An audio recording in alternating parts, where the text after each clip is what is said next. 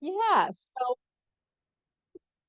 we've got a really exciting speaker today. It's Kevan Sunderland. I just learned something about Kevin that I didn't know, and that he is a big jokester. So now I know I have to watch out for him. He actually tried to get one of my friends to call me and say, "Oh, sorry, Kevin can't make it today," at the last minute, just so I would have a heart attack. My friend was kind to me and refused to do it. So now, I better keep my eye on you, Kevin. So, um, should, would you like me to do your introduction? Are you okay with that? Depends on what I'm gonna say next. Yeah, that's it. Yeah. You should have, Kevin. Yeah, I was gonna have the microphone before you did. So, well, let me tell you a little bit more about Kevin. Kevin grew up. It's not true. Okay. Um, Kevin grew up in the Florida Keys and he became a shell collector at an early age. Even through high school, Kevin's collection and documentation of shells of the Florida Keys was well recognized amongst his peers. His college years were spent in Key West, where he had hundreds of shrimp boats, lobster boats, and other commercial fisheries saving shells for him. Now, that's everybody's dream there. By the time he graduated from FAU with a degree in biology, he had already amassed one of the largest private collections of Caribbean shells.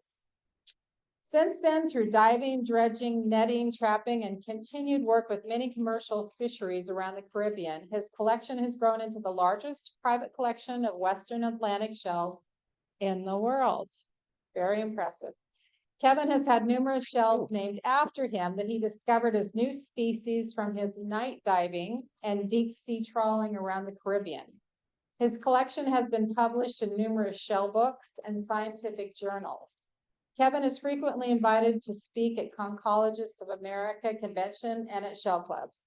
He has judged all of the major shell shows around the country multiple times, including the Sanibel Shell Show, and we're going to welcome him back again. So Kevin, we're really excited that you're here. Truly, really excited. Thank you so much for joining us.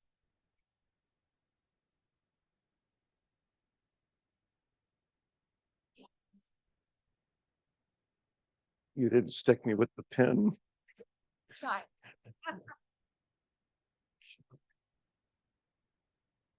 Can everybody hear me? Not really. Now? Then I'm going to move. uh, Thank you for having me and my wife, Linda. Uh, they've already told the story, but I grew up in the Florida Keys, started shell collecting when I was about 10 years old, and grew up on a canal, had a small aluminum boat, and spent all my time on the water. If you ever saw the TV show Flipper, the only thing that I didn't have was the dolphin, and it wasn't because of lack of trying. But so I was very lucky, and I planned my college years around seashells, and not too many people go to a junior college in Key West unless they're a shell collector and want to major in shrimp boats. But I've been very lucky. Uh, I I was an 11-year-old child uh, that would beg my parents to take me to the Greyhound bus to get my bushel of dredgings from the blacks.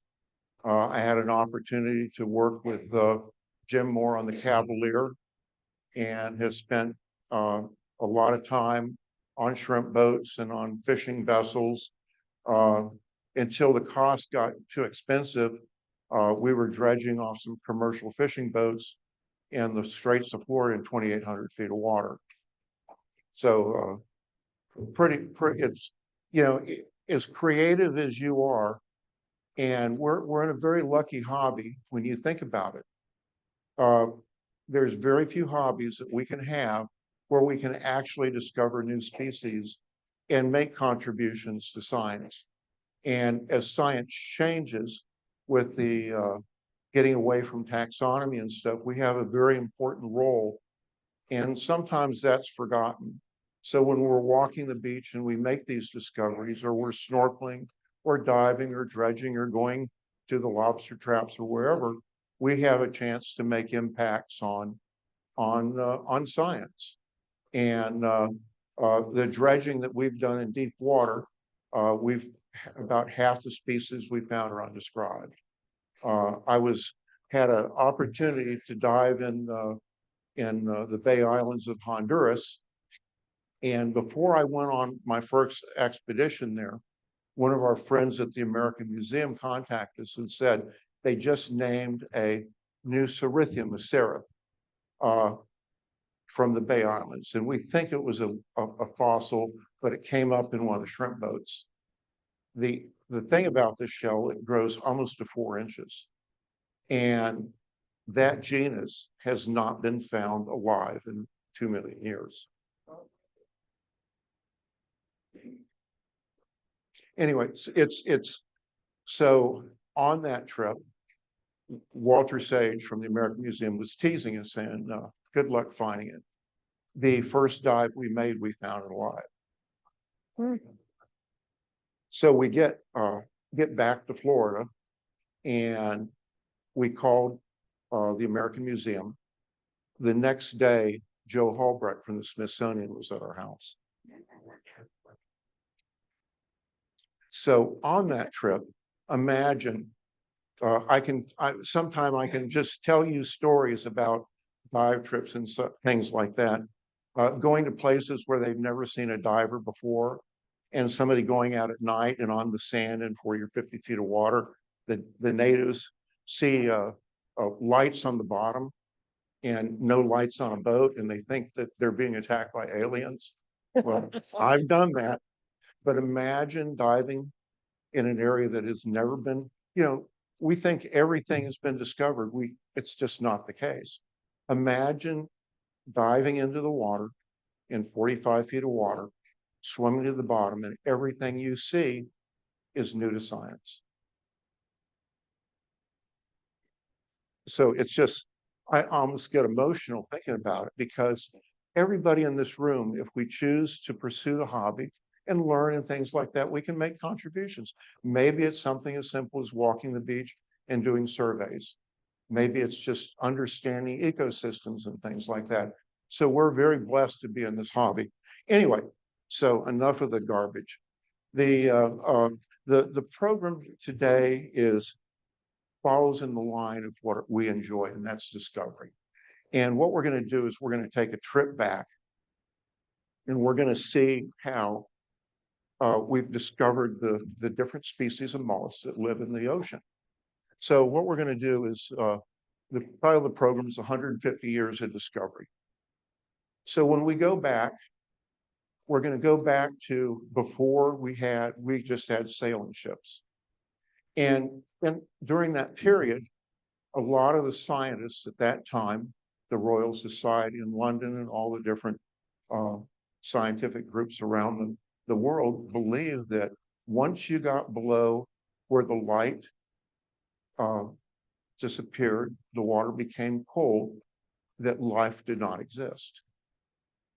And it wasn't until the invention of the steam engine that changed, because it allowed vessels to stay in one place, and they were able to drop dredges down, they were able to drop different things down to collect the samples, and they soon discovered that the ocean was full of life all the way down to the deepest parts.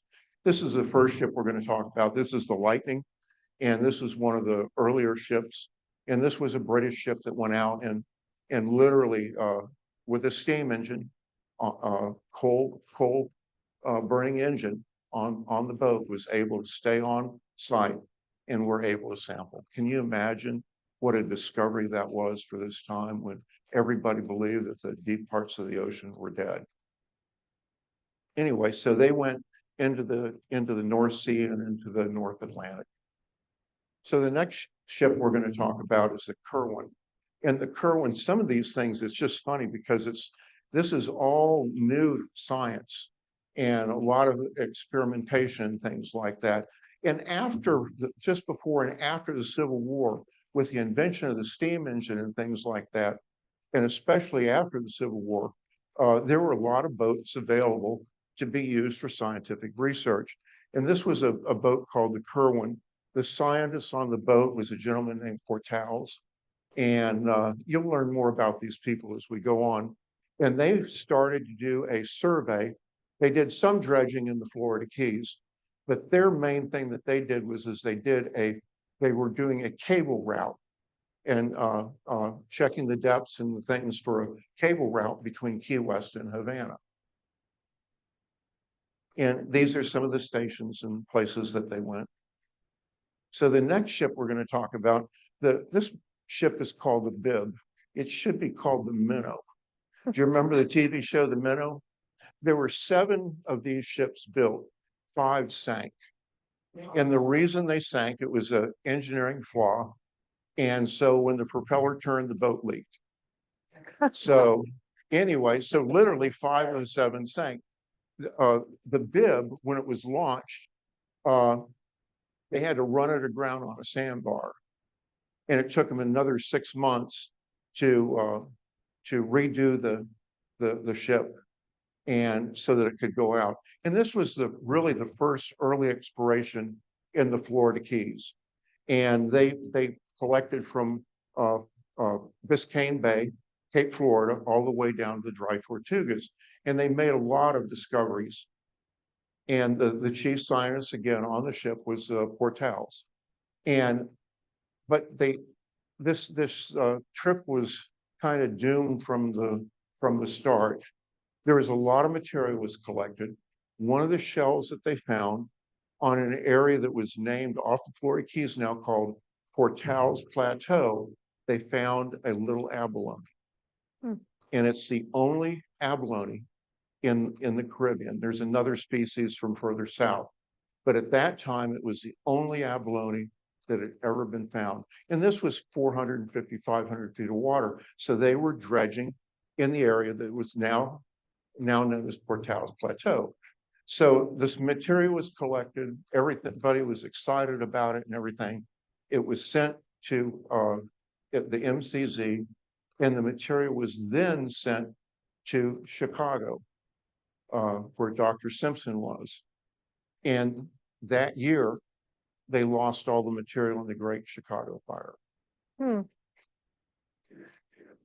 So here's some of the stations and things like that. And if you have any questions, there's tons of information that we can talk about, and it's just so fascinating, but we'll go as fast as I can. So the next trip we're going to talk about is the Challenger. Does anybody know anything about the Challenger? This is the vessel that the space shuttle was named after.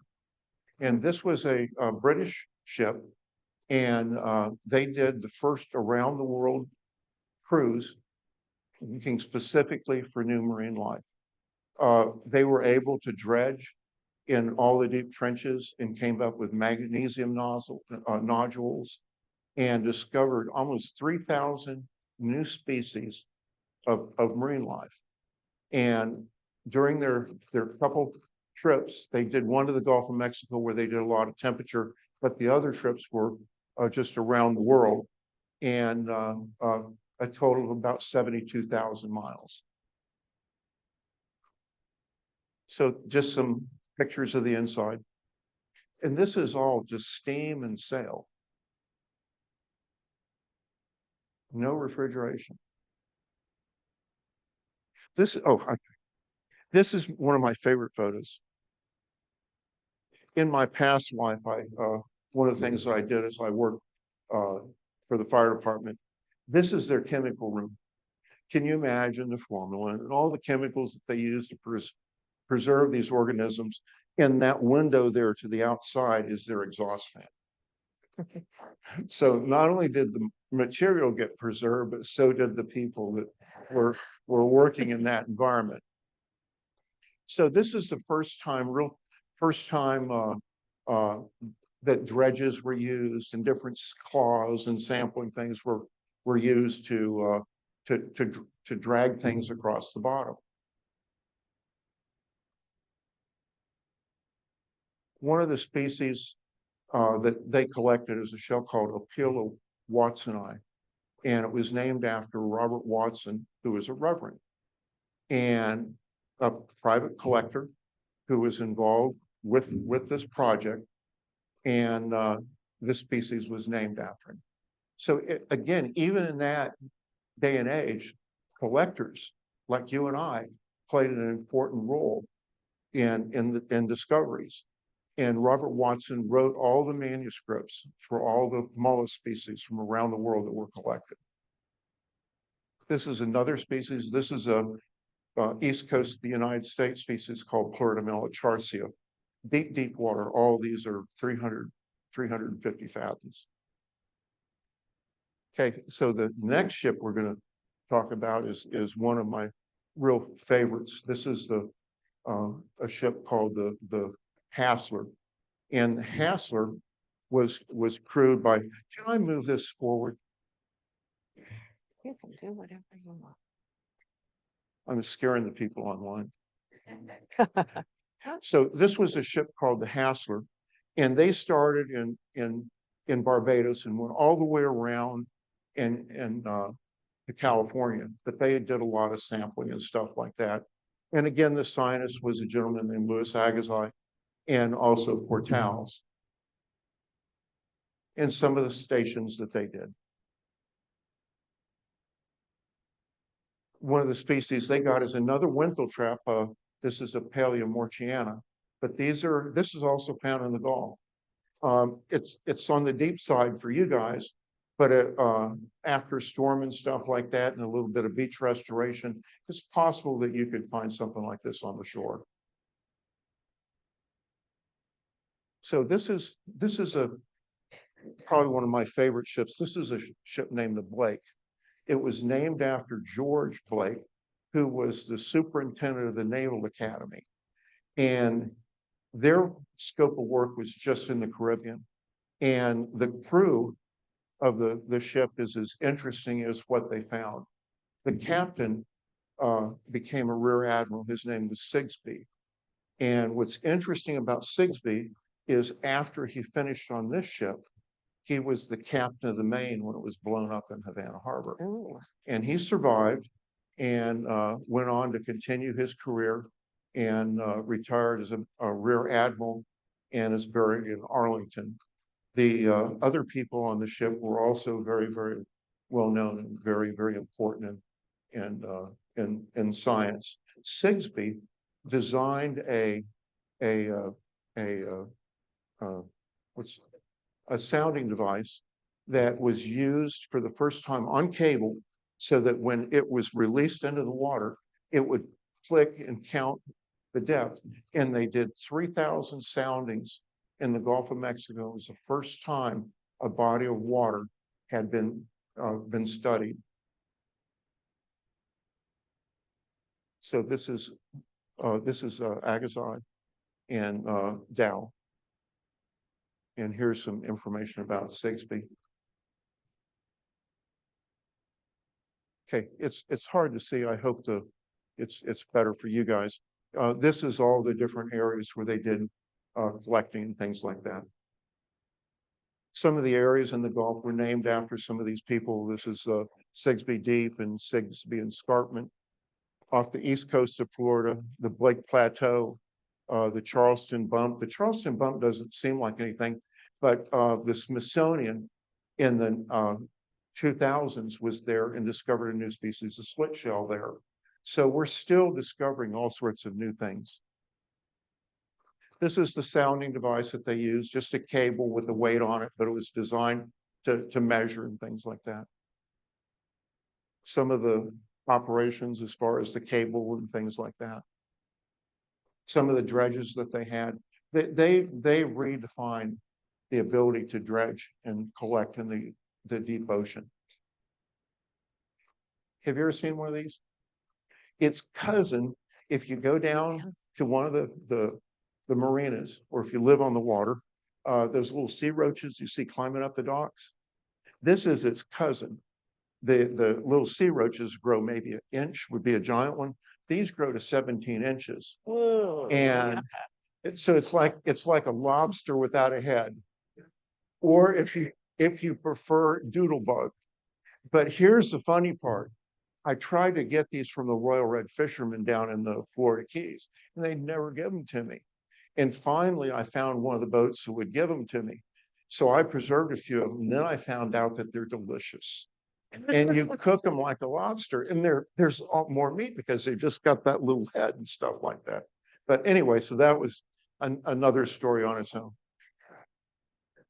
This is one of the things that you all should look for is a copy of a book called the Blake Report. The Blake Report was written about those expeditions, and there's some line drawings in it. They're still as significant today. Some of the shells that they got, this is used to be called Latiaxis. They keep changing the names. I can't keep up with it, but this is called Babomurex dowii and Bathystoma vibrunium, which is a turrid. Calliostoma aurora, Calliostoma brunium. And these are all represent the species that they collected. And when these were all collected, these were all named from these expeditions. Calliostoma circumcinctum. This specimen here I dredged. It's known from two specimens. And it's a line drawing in American seashells, and it's a line drawing in the Blake Report. And it grows to about 3/4 of an inch, but it's probably one of the most beautiful Calliostomos. I dredged it in about 180 fathoms off the Keys. This is Calliostoma Orion. This is an interesting shell in the sense that we call them fall downs. And the Blake dredged it in super, super deep water, but it turns out when it's alive, it lives on the face of the reef. Conus agassiz, Conus mayesi, beautiful conus related to Conus mcgintyii. The Blake dredged it, but it was named by the French from the French islands. Conus philippini, another shell that they collected. Those of you that have gotten dredgings from the Blacks or have Caribbean collections have this shell. It was also named from the French islands. This is a shell called Dalium solidum. It's one of the false tons in from incredibly deep water, 600 fathoms. So some of these are just truly deep ocean. This is one of the slit shells. This is Adamson slit shell. And this is an unusual one because it's yellow. This was named after one of the captains on the Blake. This was Fugofusus bartletti.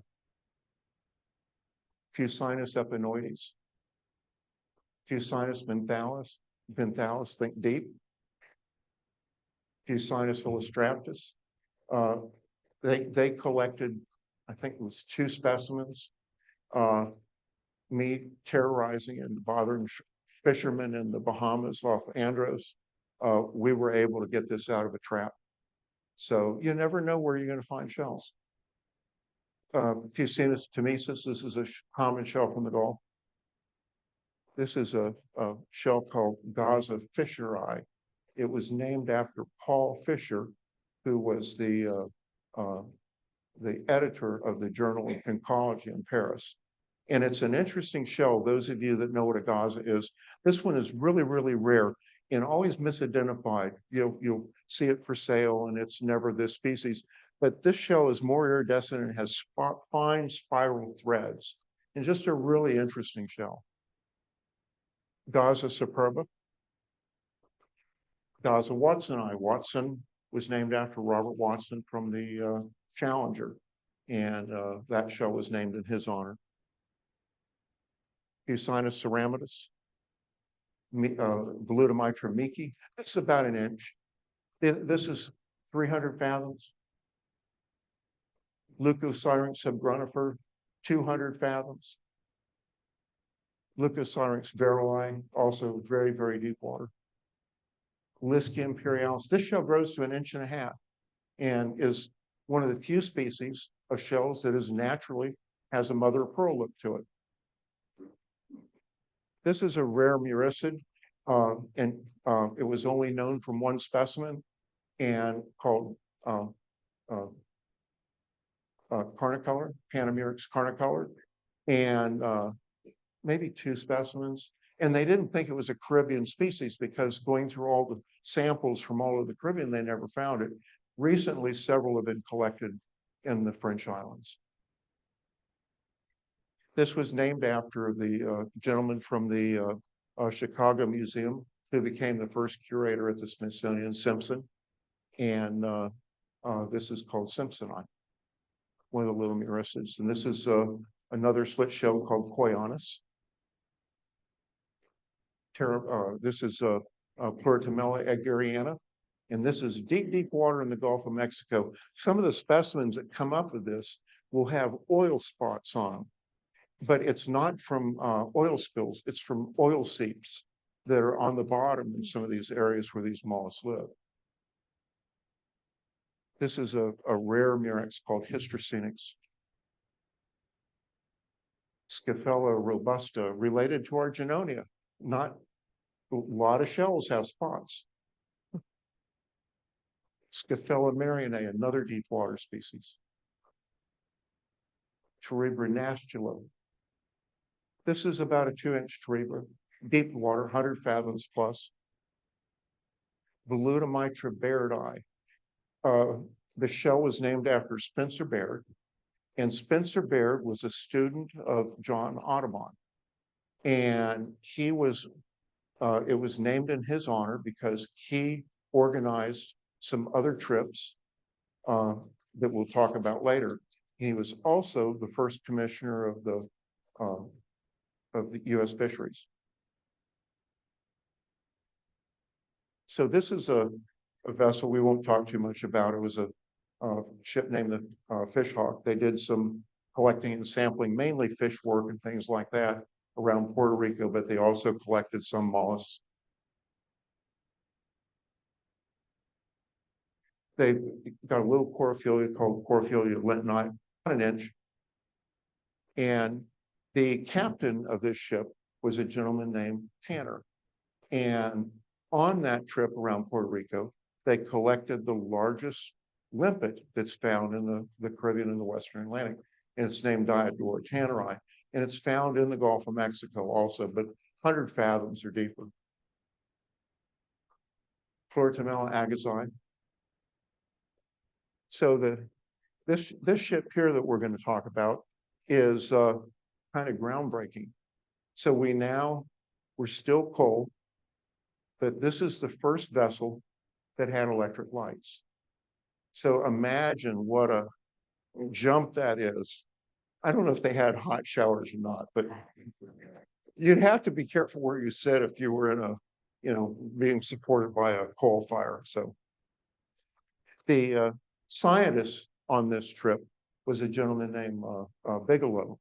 And Bigelow went on to be one of the curators at the MCZ at Harvard and was the first director at Woods Hole. See how much it's changed? See, all you needed was light. Some of the shells they got, this is a shell that's found all the way around Florida, all the way up to North Carolina, called Calliosma cyanum.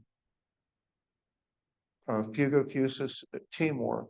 This is a North Carolina species, deep, deep, deep water. Some of the false tongues, this is a Euchorius abyssorum. Mitra hendersoni. Okay, so the next ship we're going to talk about is we're starting to get modern. Now we've got diesel engines, but we still have sails. And this was one of the first vessels that was actually built for research. But you look and it's not that long, it's only 142 feet long. And they did a lot of research around Cuba and did lots of excursions all through the Caribbean. The scientist on the ship was a gentleman named William Schroeder, and he had Calliosma schroederi named after him. And they did amazing stuff. This is, if you're living in the Florida Keys and, you want to go out and find things like that, it's amazing what they found. So this is the Cuban Smithsonian trip that they did. And they sampled all the way around Cuba, not Smithsonian, rather Harvard. This is a shell called Babomyrix or Latiaxis Julie, and it was named after William Plinch's wife. This is a deep water lattice, looks like a horse conch, but deep water called Lattice McMurray. Lattice verii. Okay, you guys, you know this shell. How many people know this shell? Oh, come on, come on. Raise your hand. Okay. Mm. So the name of the shell is Calliosum bigeloi. And not many people in here knew what that is. But if I tell you, how many people have the compendium of seashells? Come on, we can do better than that. Come on, chickens. I'm gonna do test questions if you don't. This is the cover shell on the compendium of seashells.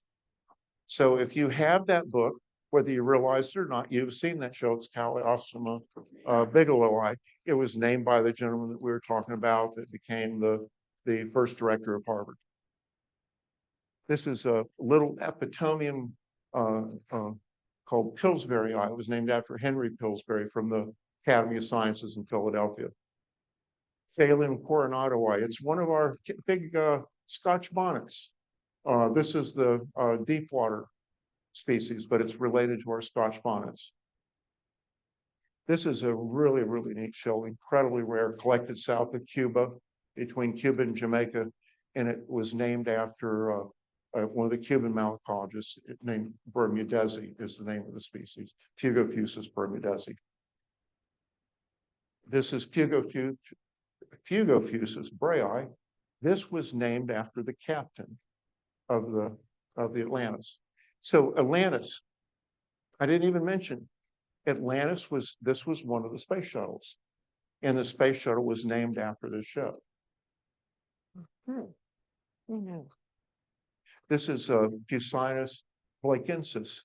It was named not after the ship, the Blake, but after the Blake Plateau that they discovered off the east coast of Florida. Gaza cubanum,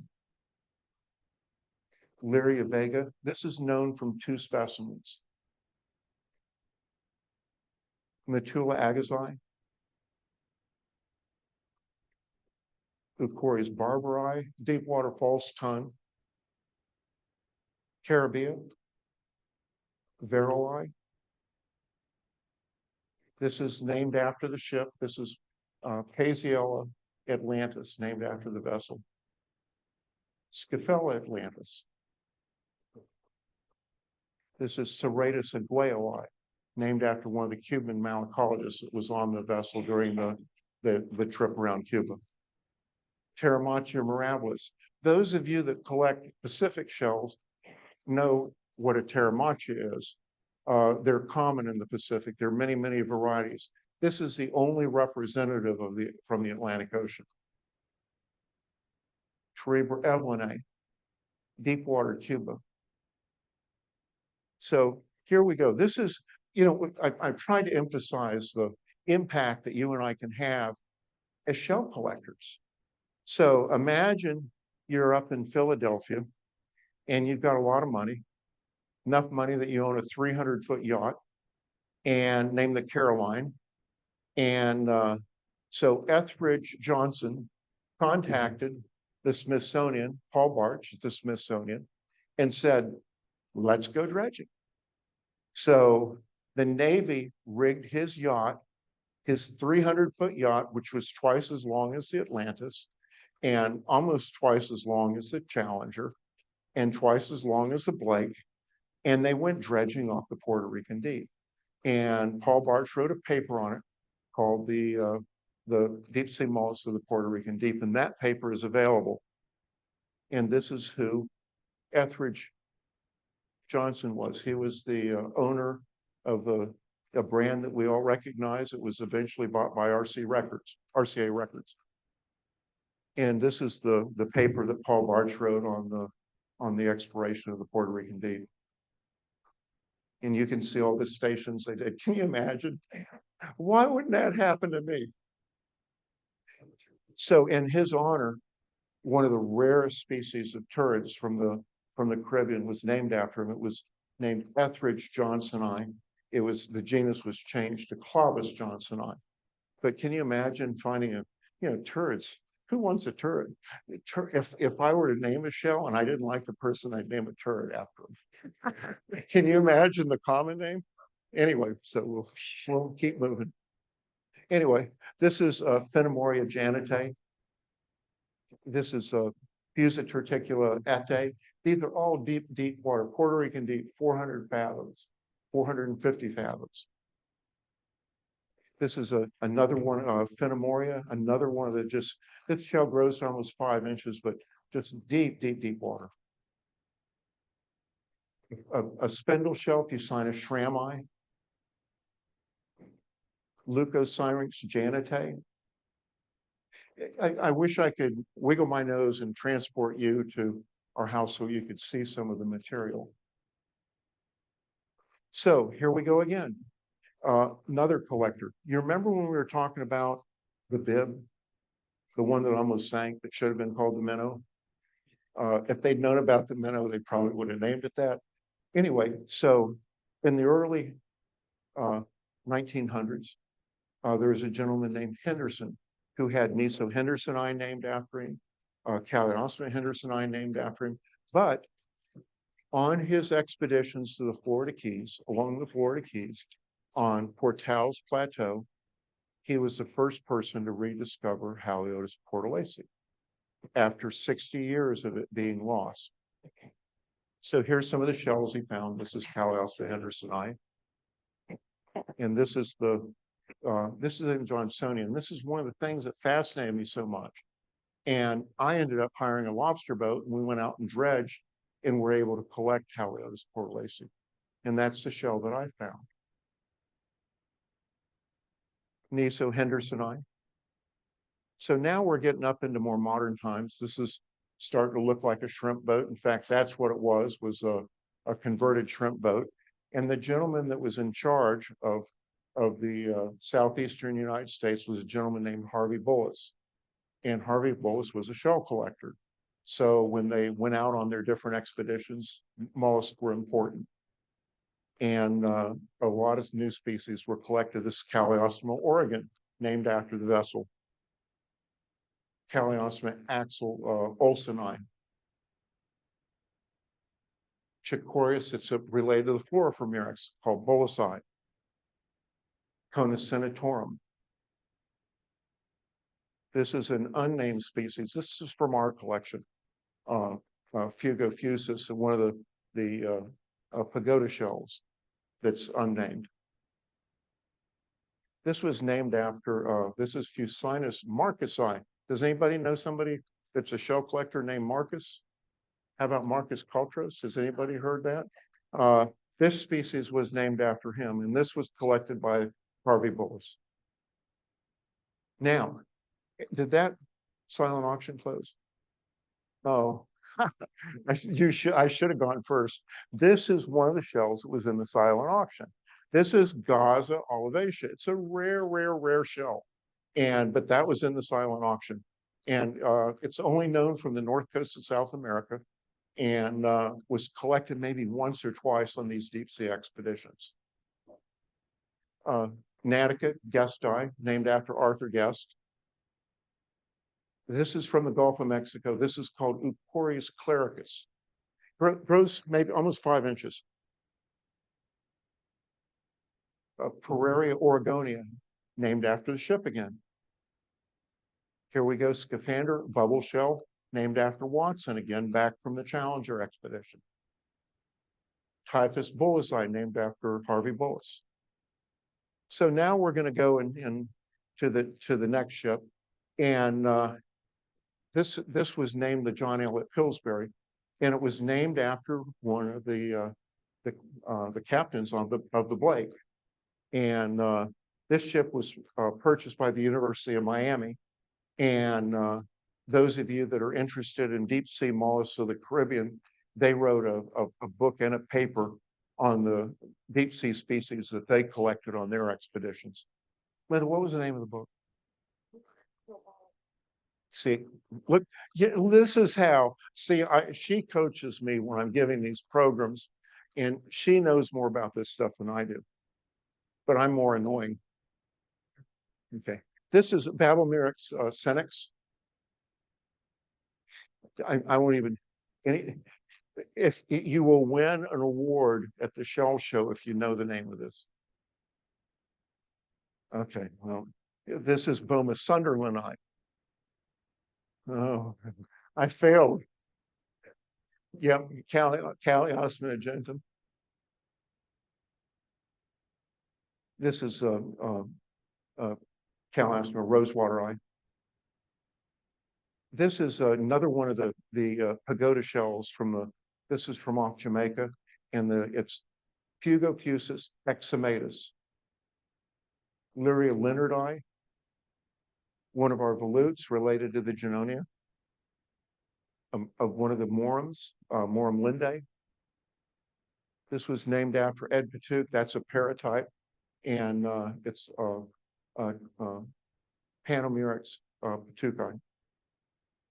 The Sconsia nephili, the royal Scotch bonnet. This is one of the rare species related to that. Stellum Sunderland, Voxy murex now, Sunderlandi, Voluta mitra urbis, Paraphone. So the next ship we're going to talk about, I've got about another hour. Is that okay? Okay. I just want to make sure that I'm torturing you guys sufficiently. Here we go. This ship was 50 feet long and was run by the University of Miami, diesel engine and sails. And they did a lot of collecting in deep water in the Florida Straits. And some of the shells they got, Babomurex latiaxis fax, another one of the pagoda shells named Electra. So is it the beginning or is it the end? What we wanted to do is just to tease everybody and make people think about our future in malacology. And we probably have 300 or 400 species in our collection that are undescribed. But we picked out some to show you of things that aren't just 2 millimeters, to show you that we still have a long way to go. This is a Calliosma from Cuba, from deep water, that's unnamed. This Calliosma is from Tobago, and that's undescribed.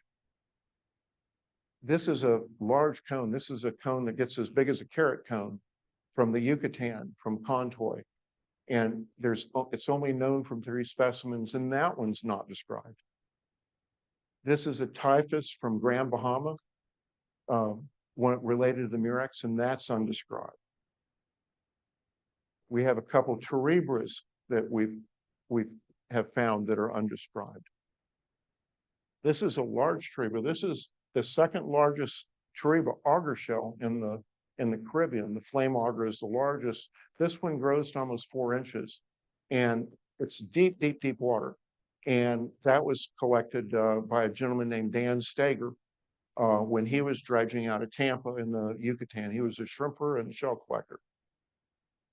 This is from Martinique, and this is a 2-inch auger shell, and it's undescribed. So here's some information. If you guys are interested, we can leave this up for you, or we can give it to you. But that's the end of it. But I thank you very much, and I hope you enjoyed it.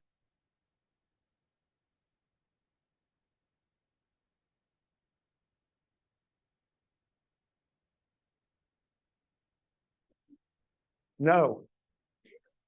Okay.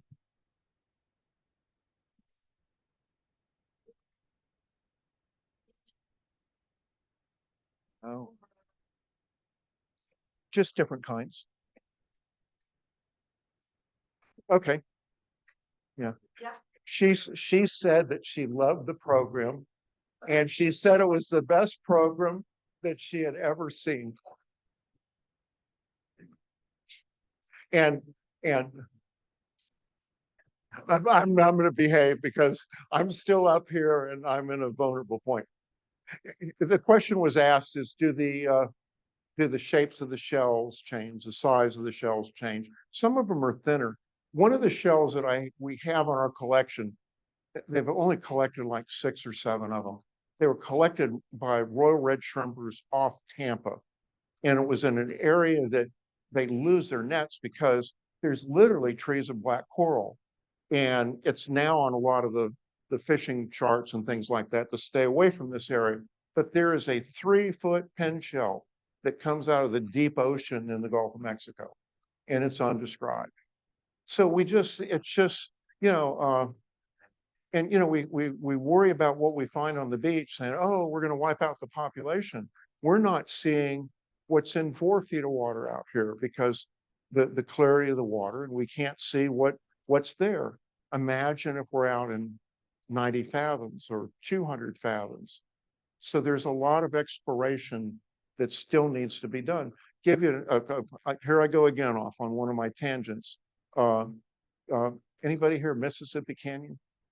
Mississippi Canyon is an area off Louisiana, and that's where they had that big oil spill.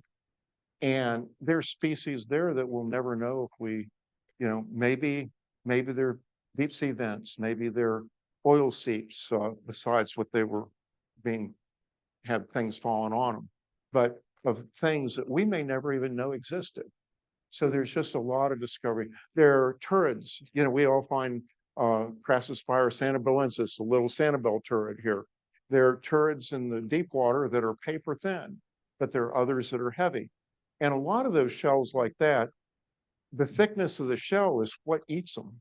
So if you're in an area where there's a lot of crabs and stuff like that, and you see your neighbors getting crunched and things like that, some of the ones with the thicker shells are the ones that are going to survive. So these are very adaptive. Did I avoid the question sufficiently enough?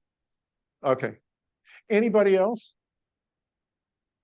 Well, thank you very much.